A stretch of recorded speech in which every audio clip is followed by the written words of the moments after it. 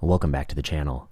Only 3% of Americans have gotten the new COVID-19 booster, which is a stinging indictment of this US FDA and the CDC Director Mandy Cohen. They're not doing a good job, and Americans know better than to participate in their annual COVID experiment, really, because they don't have randomized data. So let's talk about this. Why is the uptake so poor? Why did they fail the American people? I think they bit off more than they could chew. So this CDC director came forward with a recommendation that was absolutely bonkers, not in line with the rest of the world, which is that anyone 6 months and up should get the COVID-19 booster this fall. It didn't matter if you had COVID before. It didn't matter if you had COVID 3 times before. It doesn't matter how many doses you've gotten before. You need the fall booster. They literally pulled that directly from their ass. There's no evidence that that would be the case. And in fact, it really defies common sense and logic to think. Just imagine a 20-year-old man who's had 3 doses and he's had COVID twice. You really think that he's going to get a further reduction in severe disease, hospitalization, and death from getting this annual booster? You really think that that's possible? His absolute risk of bad outcomes going forward are floored. They're literally as low as they can come. We don't even have reliable statistics because we don't even see ARDS from COVID-19 that often anymore. We have a statistic called hospitalization from COVID-19, but that often includes incidental hospitalization. In other words, you came in with a broken leg and we swab your nose, you happen to have COVID-19. Doesn't mean it's COVID-19 that sent you to the hospital. So we don't even know the absolute risks for such a young man. It's going to be super, super low because they've had him recover from COVID-19 a couple times. They've had a couple shots in the past. And they're telling you that the shot will make you better off. They have just no evidence for that. It doesn't even make sense. It's extremely unlikely. And European governments don't agree with them. I mean, we have Australia, we have Sweden, we have the United Kingdom. Nobody is aggressively pursuing vaccination in people of all ages above 6 months and up, irrespective of health conditions. No one is aggressively pushing this vaccination in a 20-year-old man who is healthy and had COVID twice. No one is doing that except this CDC director and this administration. So let's talk about this. As a result, they've lost the trust of the American people. 3% uptake is absolutely poor. It reflects that the American people have no faith in the CDC, and they shouldn't, really. We've done a lot of work documenting the CDC errors during the pandemic. They should have no faith in the CDC. I got a lot of points to say here.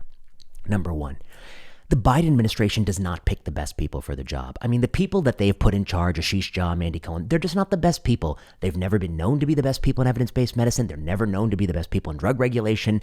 They are people who are being picked because of political favoritism. They are loyal. Ashish Jha was picked because he was on cable TV. This has been covered in the news. And he was on cable TV praising this administration. He was receiving memos in advance of decisions made by the Biden administration, and then he would turn around and have op-eds right when the decision came out praising the administration. That kind of kissing up, ingratiating yourself to the administration is why he was picked. He wasn't picked because he's the most competent person for the job. Absolutely not. Peter Marks, I think, is not a great regulator. He basically presided over the resignations of Marion Gruber and Phil Krause, who were concerned about an annual boosting policy with no evidence. That was the reason they resigned. They had been working at FDA vaccines branch for 30 years, and then he just rubber stamps all these approvals. The FDA is the only regulatory agency with the power to tell Pfizer, listen, it's great. You want to make money. And if you want to give an annual booster, it's real simple. Just run a randomized control trial showing you improved clinical outcomes. And you can do one in nursing home patients. You can do one in people over the age of 65. You can do one in people 18 to 65. And we'll give you the approval insofar as you prove that outcome. And that will put pressure on Pfizer to actually run these studies. I suspect they won't even run studies in 20-year-old men. They won't even run this study because the power calculation will be so gargantuan. They don't even have the power to find a benefit because the risks are so floored, which is telling, which means that they will concede that they don't even need to pursue that market share if you were to make them run randomized studies. But this administration doesn't. They're not doing that for a scientific reason. They're doing that for a political reason. I suspect the reason they're doing that is because they know there's some of their constituents who are COVID crazy. They are extremely concerned about COVID-19. We know those people probably are on the far left. They're probably the people who Biden wants in his base to be loyal. And the only way to keep them loyal is to give them the vaccine they want year after year, even for their children who probably don't need it anyway.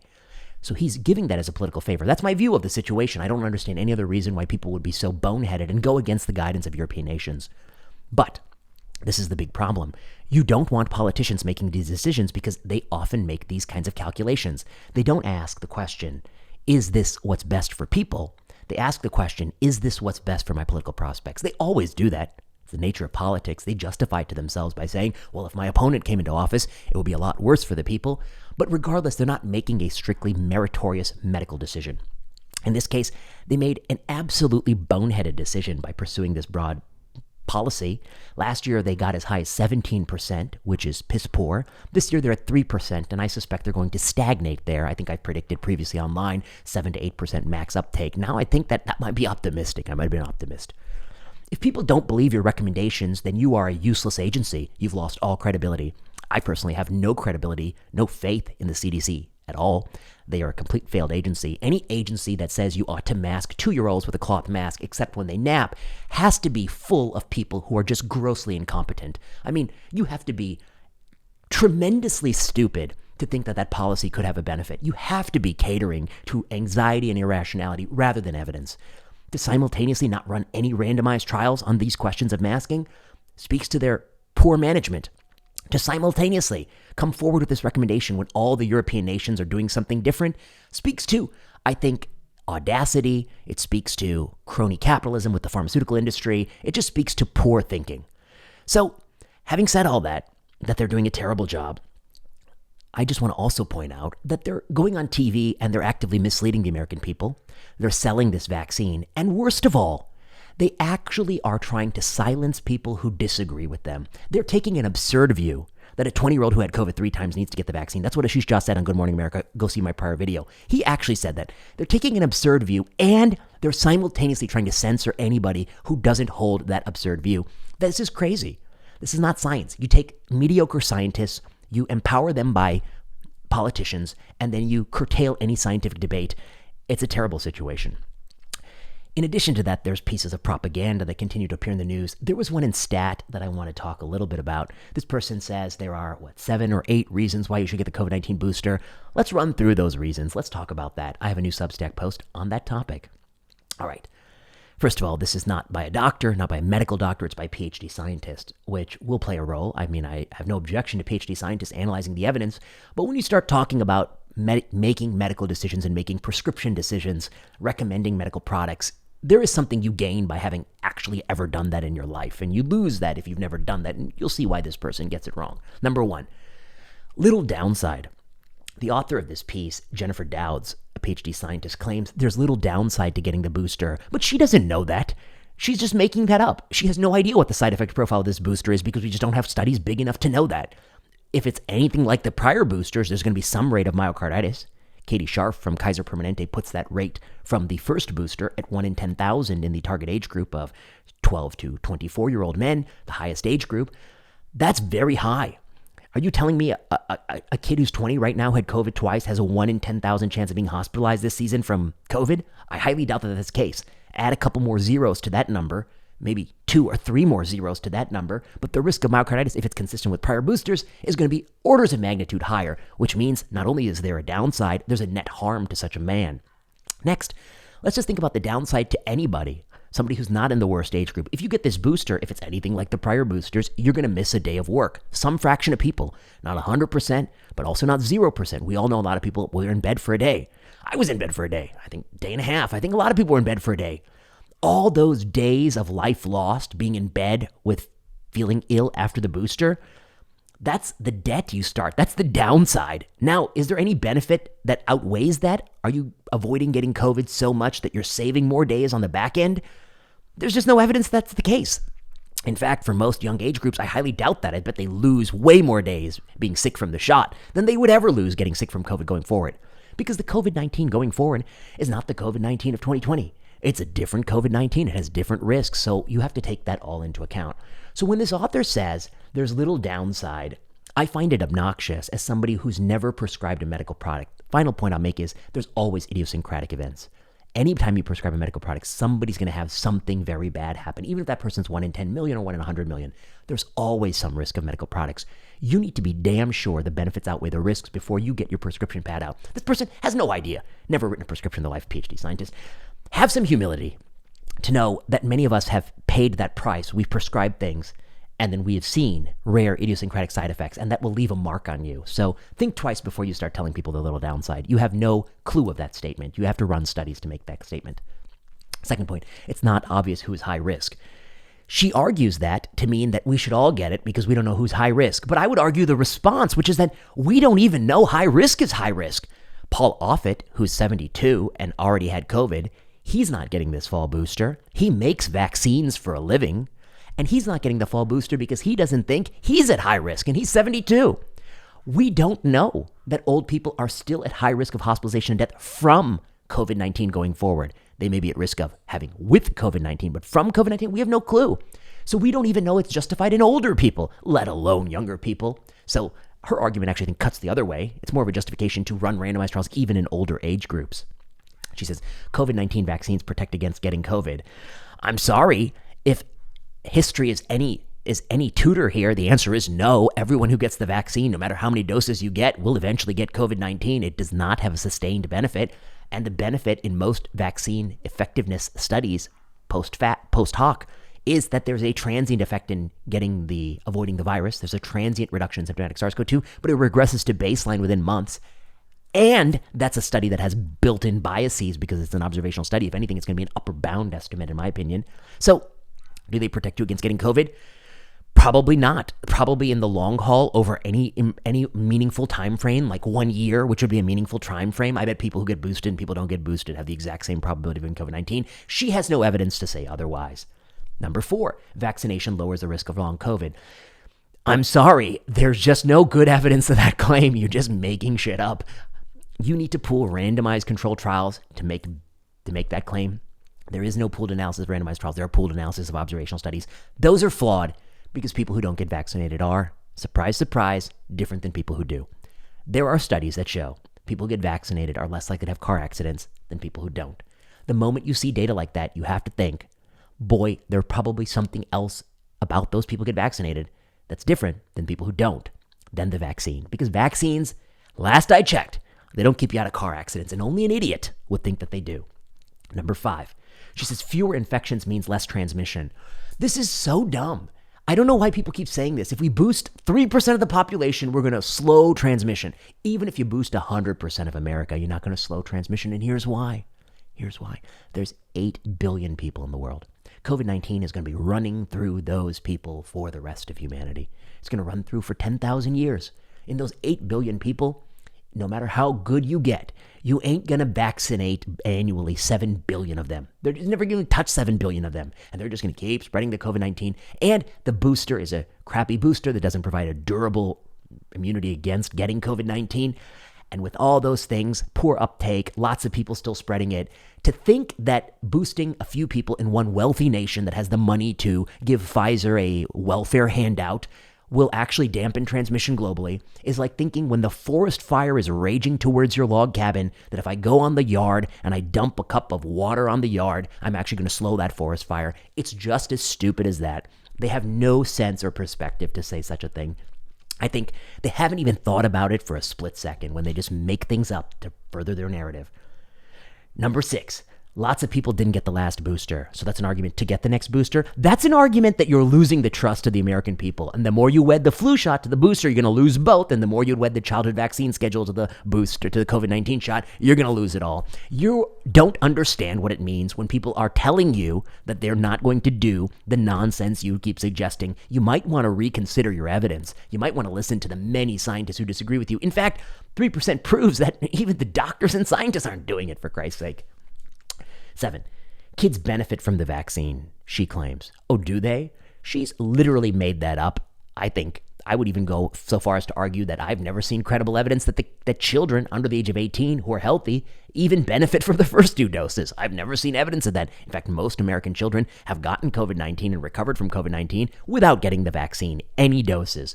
So I think there is no evidence that kids benefit from the vaccine. Most, in fact, did not get the vaccine prior to getting COVID-19. The studies we have are case control studies, which have huge flaws in them that I've detailed on my Substack many times, et cetera, et cetera. It's just the cases and the controls are drawn from different populations, which is just the classic bias of case control studies. This is Case Control Studies 101, which I think people are not aware of. Number 8, the cost benefit makes sense. Okay, I'm sorry, it's ridiculous. Just talk about cost benefit. You have to know benefit. You can't just make up benefit. She doesn't have that evidence. So, all right, this is an article in Stat, just terrible, almost propaganda level. the CDC director egg on her face. I mean, when you don't pick the best scientists, you don't get the best scientific decisions. When you pick people who don't believe in generating evidence, you're not picking scientists, you're picking political shills. The only thing that unites scientists is when there is a legitimate disagreement, which is, should we have the booster for everybody? A good scientist says, well, there are points on both sides, but let's think of the study that will settle it. That study is multiple randomized control trials. Could they be paid for? Pfizer has 100 billion reasons they can pay for those studies. Can we compel them to do it? FDA has the legal and regulatory authority to compel them to do that. Should we compel them to do it? Absolutely. Anyone who thinks otherwise doesn't know the first thing about medicine. They don't know anything about medical history. They're just arrogant. It's easy for people to hear vaccine, vaccine, vaccine, and just think vaccine good, vaccine good, vaccine good. And vaccines have been good. Some vaccines have been tremendous. However, all medical products are different. We don't just say pills good, pills good. Some pills are great, and some pills are OxyContin. Okay, some pills are not so great. You have to think about the specific pill, think about the reason. OxyContin is good in somebody who actually has a legitimate reason to have it, but it's not good if you just give it to every single person. Okay, so think of the reason, the indication, the particular pill, the level of evidence, the actual risk going forward. You have to use your brain. You can't just think vaccine good, vaccine good. That is what, honestly, a dumb person thinks. But sadly, there are a lot of such people in biomedicine.